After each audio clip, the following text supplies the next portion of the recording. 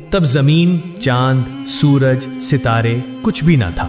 तन्हा अजीम रब्बुल आलमीन कायनात के परवरदिगार अल्लाह सुब्हाना व तआला ने कलम को पैदा फरमाया और हुक्म दिया, ए कलम तू लिख। ये हुक्म सुनते ही कलम अर्ज करने लगा, ए मेरे रब्बुल आलमीन, मैं क्या लिखूं? अल्लाह रब्बुल आलमीन ने फरमाया, तू अर्शे मुअल्ला पर कलिमाए तैयबा लिख।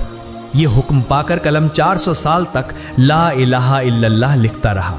जब 400 साल गुजर गए तब अल्लाह रब्बुल आलमीन ने कलम से पूछा, ए कलम तूने क्या लिखा? कलम ने अर्ज किया, ए अल्लाह सुब्हाना व तआला, मैंने तो बस ला इलाहा इल्लल्लाह ही लिखा है। अल्लाह रब्बुल आलमीन ने फरमाया, तूने कलमा का आखिरी हिस्सा क्यों नहीं लिखा?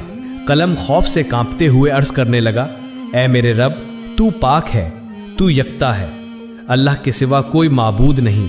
अब इस नाम के बाद कौन सा नाम लिखूं? ये मेरा हौसला ना हुआ और ना ही मुझे मालूम था। तब अल्लाह रब्बुल आलमीन ने फरमाया, ए कलम, ला इलाहा इल्लल्लाह के बाद मेरे ख़ास दोस्त, मेरे महबूब मोहम्मदुर रसूलुल्लाह सल्लल्लाहु अलैहि वसल्लम का नाम लिख, यानी लिख ला इलाहा इल्लल्लाहु मोहम्मदुर रसूलुल्लाह।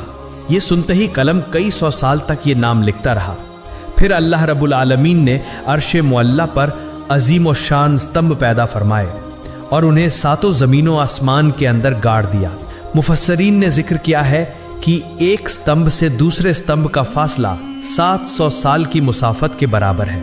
फिर अल्लाह सुब्हाना व तआला ने अर्श पैदा फरमाया और उस अर्श को उठाने के लिए कुछ लम्हों में 4 फरिश्ते पैदा फरमाए और उनसे फरमाया, ए मेरे फरिश्तों, तुम अर्श को उठाओ। ये हुक्म सुनते ही चारों फरिश्ते अर्श उठाने को तैयार हुए, लेकिन वो उसे उठा ना सके। तब अल्लाह सुब्हाना व तआला ने फरिश्तों को एक दुआ सिखाई, सुब्हानल्लाह वल्हम्दुलिल्लाह वला इलाहा इल्लल्लाहु वल्लाहु अकबर। जब फरिश्तों ने ये दुआ पढ़ी तो वो अर्श उठाने के काबिल हो गए और उसी वक्त अल्लाह रब्बुल आलमीन की कुदरत से बेशुमार फरिश्ते पैदा हुए और सब अल्लाह सुब्हाना व तआला की हम्दो सना करने लगे। फिर अल्लाह रब्बुल आलमीन ने अपनी अजीम कुदरत से माओ अर्द तैयार फरमाया और वहाँ सुर्ख याकूत से लौहे महफूज पैदा फरमाया और उसे अर्श के नीचे रख दिया। फिर अल्लाह सुब्हाना व तआला ने कलम को हुक्म दिया, ए कलम, इस अजीमुश्शान तख्लीक, इल्म और क़यामत तक पेश आने वाले तमाम वाक़यात को लौहे महफूज में लिख दे। अल्लाह सुब्हाना व तआला के इस हुक्म को पाकर कलम ने बिस्मिल्लाहिर्रहमानिर्रहीम लिखकर आगाज़ किया। अल्लाह सुब्हाना व तआला ही इस कायनात का यकता खालिक है। अल्लाह सुब्हाना व तआला के सिवा कोई माबूद नहीं, वो यकता है, बेमिसाल है। फिर अल्लाह रब्बुल आलमीन ने कलम को दोबारा हुक्म दिया, ए कलम, आदम अलैहिस्सलाम से लेकर 1,24,000 अंबिया तक के तमाम हालात लौहे महफूज में दर्ज कर। बस कलम ने यह हुक्म पाकर तमाम मखलूक़ात और तमाम वाक़यात को लिख दिया। इसके बाद अल्लाह सुब्हाना व तआला ने याकूत की तरफ नज़र डाली तो याकूत खौफ से पिघल गया और पानी में तब्दील हो गया। फिर अल्लाह सुब्हाना व तआला की बेपाया कुदरत से हवा पैदा हुई और रब्बुल आलमीन ने उसे शुमाल, जुनूब, मशरिक़ और मगरिब की तरफ भेज दिया और फरमाया, तुम लोग तेज़ रफ्तारी से बहते हुए पानी में लहरें पैदा करने लगे और झाग उठने लगा और फ़ौरन ही अल्लाह सुब्हाना व तआला के हुक्म की तामील हुई। चुनांचे पानी के ऊपर झाग जम गया और उन झागों के बाहमी तसादुम से अल्लाह सुब्हाना व तआला के हुक्म से आग पैदा हुई। कुछ ही देर बाद उस आग से धुआं निकलने लगा। फिर अल्लाह सुब्हाना व तआला का अर्श पानी के बीच में कायम हुआ। अल्लाह रब्बुल आलमीन ने उस धुएं को 7 हिस्सों में तकसीम किया।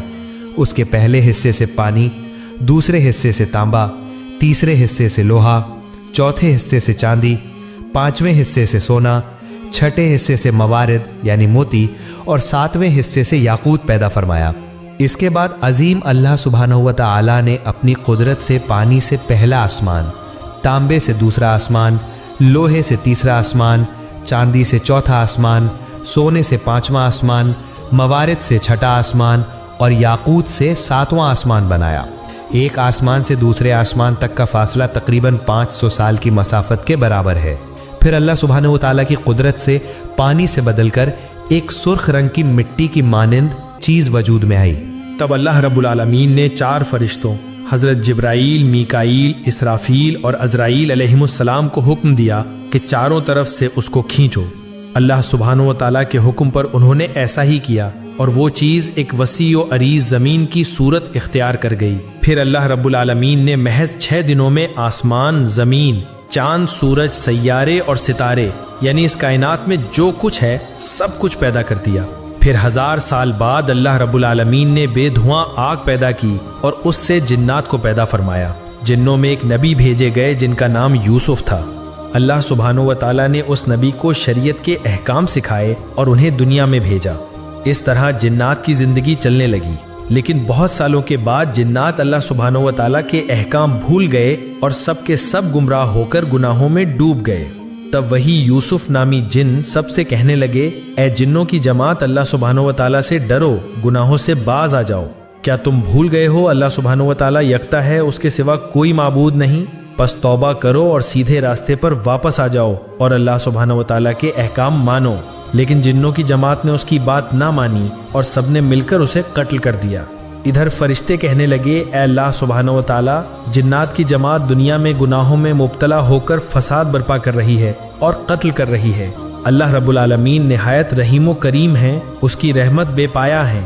فرشتوں کی یہ بات سن کر اللہ سبحانہ و تعالیٰ نے جنوں کو ان کے گناہوں کی سزا نہ دی، بلکہ دوبارہ ایک اور پیغمبر بھیجا، لیکن وہ کامیاب نہ ہو سکے۔ صرف چند جن ہی ان کی ہدایت قبول کر کے سیدھے راستے پر آئے اور باقی سب گمراہ ہو گئے۔ یوں تقریباً 36,000 سال کے عرصے میں جنات نے بے شمار پیغمبروں کو قتل کر ڈالا۔ پھر اللہ رب العالمین نے فرشتوں سے فرمایا، جاؤ جو گناہوں میں مبتلا ہیں ان کو سزا دو۔ اللہ سبحانہ و تعالیٰ کے اس حکم کو پاتے ہی فرشتوں نے کروڑوں جنات کو سزا دی۔ صرف وہی مومن جن جو گنہگار جنوں کے خوف سے جنگلوں، پہاڑوں اور گفاؤں میں بیٹھ کر اللہ سبحانہ و تعالیٰ کی عبادت کرتے تھے، وہی فرشتوں کے ہاتھ سے بچ گئے۔ اس وقت فرشتوں نے دیکھا کہ ایک کم عمر حسین و جمیل جن تنہا کھڑا ہے۔ اس کا نام ابلیس تھا۔ اسے دیکھ کر فرشتوں کے دلوں میں رحم پیدا ہوا۔ تب فرشتوں نے عرض کیا، اے ہمارے رب، اے معبود، یہ کمسن جن بالکل بے سہارا ہے، اس پر ہمیں بہت شفقت آ رہی ہے، کیا ہم اسے آسمان پر لا کر پرورش کریں؟ فرشتوں کی درخواست پر اللہ رب العالمین نے اجازت عطا فرمائی کہ اسے آسمان پر لے آؤ۔ ابلیس تیز حافظے والا تھا، جو ایک بار سنتا وہ ہمیشہ کے لیے یاد رکھتا۔ ادھر جو جنات زندہ بچے تھے ان کی نسل بڑھ کر پھر سے دنیا جنات سے بھر گئی۔ ادھر فرشتے ابلیس کو پہلے آسمان پر لے آئے۔ وہاں پہنچ کر فرشتوں نے اسے اللہ کی عبادت اور بندگی کے سبھی اصول اور ضوابط سکھائے۔ ابلیس نے بہت کم وقت میں یہ تعلیم حاصل کر لی اور پھر پورے 1000 سال پہلے آسمان پر اللہ کی عبادت کرتا رہا۔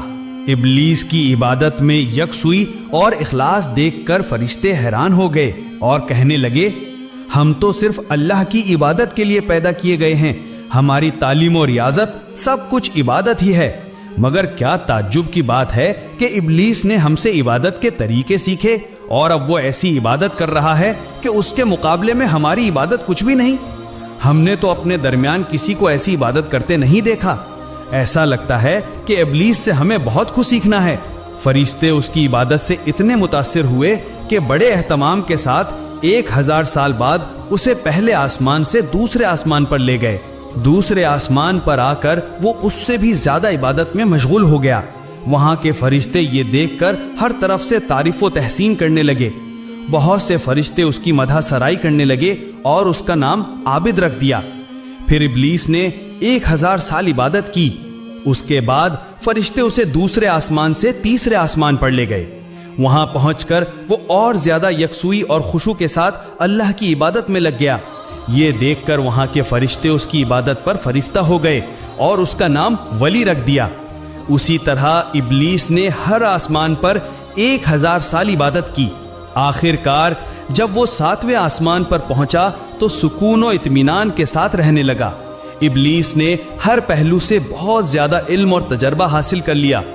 تب فرشتوں نے اللہ کی بارگاہ میں دعا کی، اے ہمارے رب، اے اللہ، اگر تو اپنے محبوب ابلیس کو عرش معلی پر اٹھا لے تو ہم اس سے بہت قیمتی نصیحتیں سن کر بہت کچھ سیکھ سکتے ہیں، کیونکہ اس نے ہم سے کہیں زیادہ علم حاصل کیا ہے۔ اللہ تعالیٰ نے فرشتوں کی اس درخواست کو قبول فرمایا اور ابلیس کو عرش معلی کے قریب لے آئے۔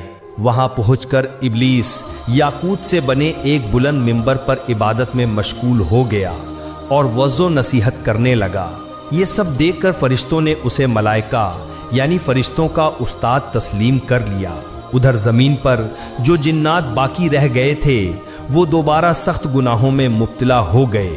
تب اللہ رب العالمین نے ابلیس سے فرمایا، اے ابلیس، میں تیری عبادت، بندگی اور اطاعت دیکھ کر بہت راضی ہوں۔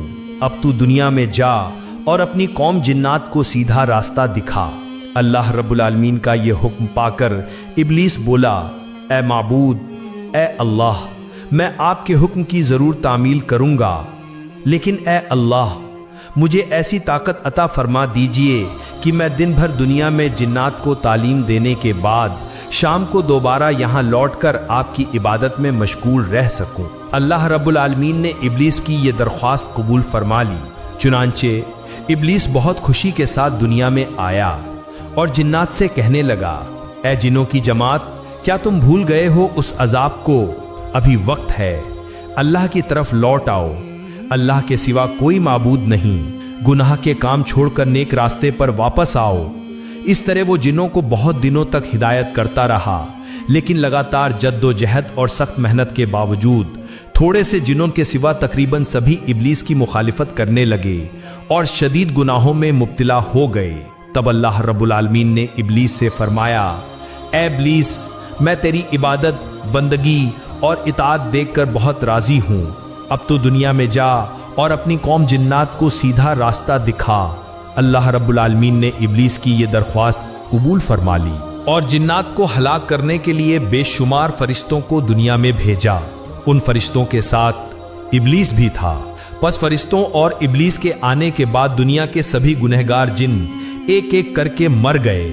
دنیا کا کام پورا کرنے کے بعد ابلیس پھر ایک سوئی کے ساتھ اللہ کی عبادت میں مشغول ہو گیا۔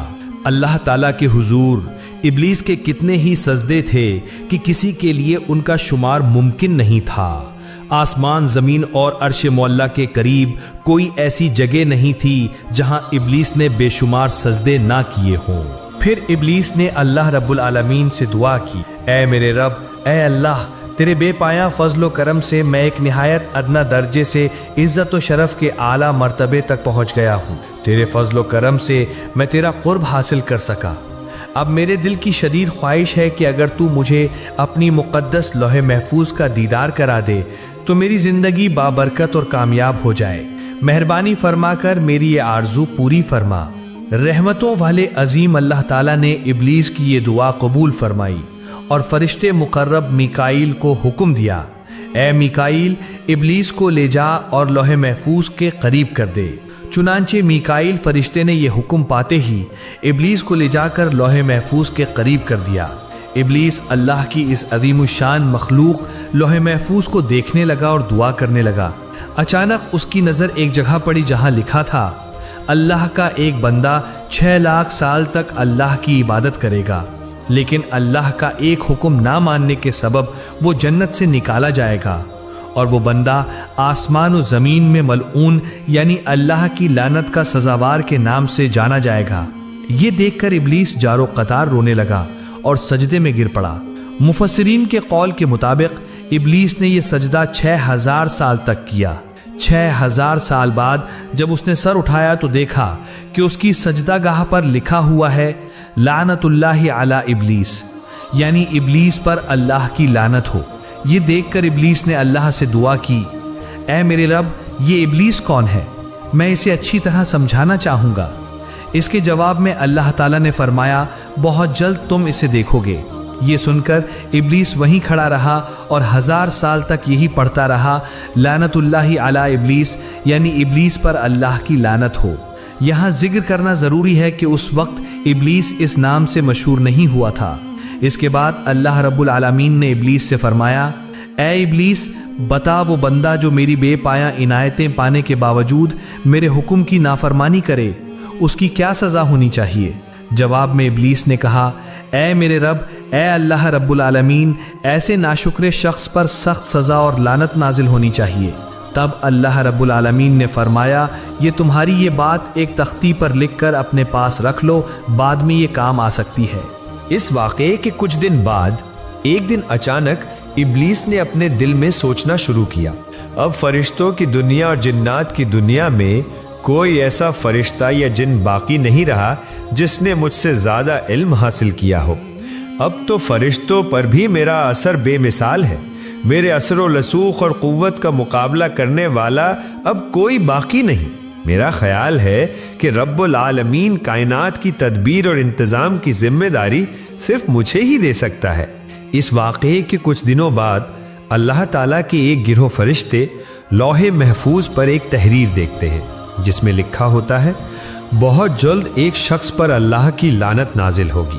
یہ تحریر دیکھ کر سارے فرشتوں کا گروہ خوف سے کانپنے لگا۔ وہ کہنے لگے، نہ جانے وہ بد نصیب کون ہے جس پر یہ بد قسمتی نازل ہوگی۔ سب فرشتے فکرمند اور پریشان ہو کر روتے روتے اپنے استاد ابلیس کے پاس حاضر ہوئے۔ ابلیس نے انہیں دیکھ کر کہا، کیا بات ہے، تم سب یوں کیوں رو رہے ہو؟ تب فرشتوں نے کہا، اے استاد، لوح محفوظ میں لکھا ہے کہ ایک شخص پر اللہ کی لعنت نازل ہوگی، اسی سوچ اور خوف کی وجہ سے ہم رو رہے ہیں۔ استاد، آپ ہمارے لیے دعا کریں کہ ہم اللہ کی لعنت سے بچ سکیں۔ ابلیس نے یہ سب سن کر مسکرا دیا اور اللہ تعالیٰ کے دربار میں دعا کی، اے میرے رب، اے مہربان اللہ، تو ان فرشتوں میں سے کسی پر بھی لعنت نہ فرما۔ اللہ رب العالمین نے فوراً ابلیس کی یہ دعا قبول فرما لی۔ کچھ دنوں بعد ایک دن ابلیس نے عرش معلیٰ کے ایک تخت پر روشن نور کی حروف میں ایک تحریر دیکھی۔ وہاں لکھا تھا، اعوذ باللہ من الشیطان الرجیم، یعنی میں اللہ تعالیٰ کی پناہ مانگتا ہوں اس مردود شیطان سے۔ یہ تحریر دیکھ کر ابلیس سخت حیران ہوا اور اللہ سے پوچھنے لگا، اے میرے رب، وہ کون بدبخت شیطان ہے جس سے بچنے کے لیے تیری پناہ مانگنے کا حکم لکھا گیا ہے؟ اللہ رب العالمین نے فرمایا، بہت جلد تم اسے پہچان لوگے۔ ادھر جنات میں فساد برپا کرنے والوں کو ہلاک کر دینے کے بعد اللہ رب العالمین نے اعلان فرمایا، اے میرے فرشتوں، میں زمین پر ایک نیا خلیفہ پیدا کرنے والا ہوں۔ یہ اعلان سن کر تمام فرشتے اللہ تعالیٰ سے عرض کرنے لگے، اے ہمارے رب، اے مہربان اللہ، کیا آپ ایسا نمائندہ پیدا کریں گے جو زمین میں فتنہ اور خون ریزی کرے گا جیسے پہلے ہوا تھا؟ حالانکہ ہم تو تیری تسبیح اور حمد بیان کرتے ہیں۔ اس وقت اللہ رب العالمین نے فرمایا، بے شک میں وہ جانتا ہوں جو تم نہیں جانتے۔ پھر اللہ رب العالمین نے حضرت جبرائیل علیہ السلام کو حکم دیا، جبرائیل جاؤ اور زمین کی سطح سے ایک مٹھی مٹی لے آؤ۔ حضرت جبرائیل علیہ السلام یہ حکم پا کر فوراً زمین پر اترے۔ جہاں آج کعبہ موجود ہے وہیں سب سے پہلے ایک مٹھی مٹی لینا چاہیے، لیکن زمین بول اٹھی، اے جبرائیل، مجھ سے مٹی مت لو، اس مٹی سے اللہ رب العالمین جو خلیفہ پیدا کریں گے ان کی اولاد نہایت گناہگار اور سزا کی مستحق ہوگی۔ میں بے بس زمین ہوں، اللہ کے عذاب کو سہنے کی طاقت مجھ میں نہیں۔ یہ سن کر حضرت جبرائیل علیہ السلام نے مٹی نہیں لی اور واپس لوٹ آئے۔ پھر یکے بعد دیگرے حضرت میکائیل، حضرت اسرافیل اور سب فرشتوں کو مٹی لانے کے لیے بھیجا گیا، لیکن وہ سب بھی اسی طرح مٹی لیے بنا واپس آ گئے۔ آخرکار اللہ رب العالمین نے حضرت عزرائیل فرشتے سے فرمایا، اے عزرائیل، تم زمین سے ایک مٹھی مٹی لے آؤ۔ اللہ رب العالمین کا یہ حکم پا کر حضرت عزرائیل علیہ السلام فوراً زمین پر اترے۔ پھر زمین نے پہلے کی طرح اللہ کی قسم دے کر مٹی لینے سے منع کیا۔ تب حضرت عزرائیل فرشتے نے کہا، اے زمین، جس اللہ کی قسم تو دے رہی ہے، میں اسی عظیم اللہ کے حکم سے یہاں آیا ہوں۔ میں اس اللہ تعالیٰ کے حکم کی نافرمانی نہیں کر سکتا، لہٰذا میں ضرور ایک مٹھی مٹی لے کر جاؤں گا۔ یہ کہہ کر حضرت عزرائیل علیہ السلام ایک مٹھی مٹی لے کر عالم بالا میں پہنچے اور اللہ کے حضور عرض کیا، اے اللہ، آپ سب کچھ جاننے والے، سارے جہانوں کے پروردگار ہیں، میں نے آپ کا حکم بجا لایا۔ تب اللہ رب العالمین نے فرمایا، اے عزرائیل، اسی مٹی سے زمین پر ایک خلیفہ پیدا کروں گا اور اس کی جان قبض کرنے کی ذمہ داری تجھے ہی دوں گا۔ حضرت عزرائیل علیہ السلام نے عرض کیا، اے میرے رب، اے عظیم اللہ، اگر آپ نے یہ ذمہ داری مجھے دی تو آپ کے بندے مجھے دشمن سمجھیں گے۔ تب اللہ رب العالمین نے فرمایا، اے عزرائیل، ہر بندے کے مرنے سے پہلے ایک ذریعہ پیدا کر دیا جائے گا جس کی وجہ سے کوئی تجھے دشمن نہ سمجھے گا۔ پھر اللہ کے حکم سے فرشتوں نے اس ایک مٹھی مٹی کو طائف اور مکہ مکرمہ کے درمیان رکھ دیا۔ پھر اللہ کی رحمت کی بارش اس پر نازل ہوئی۔ 2 سال تک وہ مٹی بارش سے بھیگ کر کیچڑ بنی، 6 سال خشک مٹی میں بدل گئی، اور 8ویں سال حضرت آدم علیہ السلام کی شکل تخلیق کی گئی۔ پھر ایک دن ابلیس 70,000 فرشتوں کو ساتھ لے کر حضرت آدم علیہ السلام کے پاس آیا اور دیکھا کہ ان کا جسم پنجر کی طرح زمین پر رکھا ہے۔ اس وقت ابلیس نے انہیں حقارت کی نگاہ سے دیکھا۔ پھر کسی اور دن فرشتوں نے ابلیس سے کہا، اللہ رب العالمین اسی مٹی سے اپنا نمائندہ پیدا کرے گا۔ تب ابلیس نے کہا، یہ بات درست ہے، لیکن اگر اللہ تعالیٰ نے اس صورت کو میرے تابع کر دیا تو میں اسے تباہ کر دوں گا، اور اگر مجھے اس کے تابع کر دیا تو میں اس کی اطاعت نہیں کروں گا۔ اس واقعے کے 40 دن بعد حضرت آدم علیہ السلام کی روح پیدا کی گئی۔ پھر اللہ رب العالمین نے تمام فرشتوں کو حکم دیا، اے فرشتوں، تم سب آدم کو سجدہ کرو۔ تمام فرشتوں نے حضرت آدم علیہ السلام کو سجدہ کیا، لیکن ابلیس نے سجدہ نہ کیا۔ تب اللہ رب العالمین نے فرمایا، اے ابلیس، جسے میں نے اپنے دونوں ہاتھوں سے پیدا کیا، اسے سجدہ کرنے سے تجھے کس چیز نے روکا؟ کیا تو نے تکبر کیا؟ ابلیس نے کہا، میں اس سے بہتر ہوں، اے اللہ، آپ نے مجھے آگ سے پیدا کیا اور اسے مٹی سے۔ تب اللہ رب العالمین نے فرمایا، اے ابلیس، یہاں سے نکل جا، کیونکہ تو اب ملعون ہے، تجھ پر قیامت تک لعنت رہے گی۔ اس وقت ابلیس نے کہا، اے اللہ، یہ تو آدم ہی کی وجہ سے ہے کہ میں تیرے دربار سے نکالا گیا اور ملعون ہوا، یہ میری بدبختی ہے۔ تب اللہ رب العالمین نے فرمایا، اے ابلیس، اس تحریر کی طرف دیکھ جس میں لکھا ہے۔ ابلیس نے اس طرف نظر ڈالی تو دیکھا کہ لکھا ہے، اللہ کا ایک بندہ اللہ کے حکم کی نافرمانی کرے گا اور اس کی سزا اللہ کی لعنت ہوگی، یعنی وہ اللہ کی رحمت سے محروم ہو جائے گا۔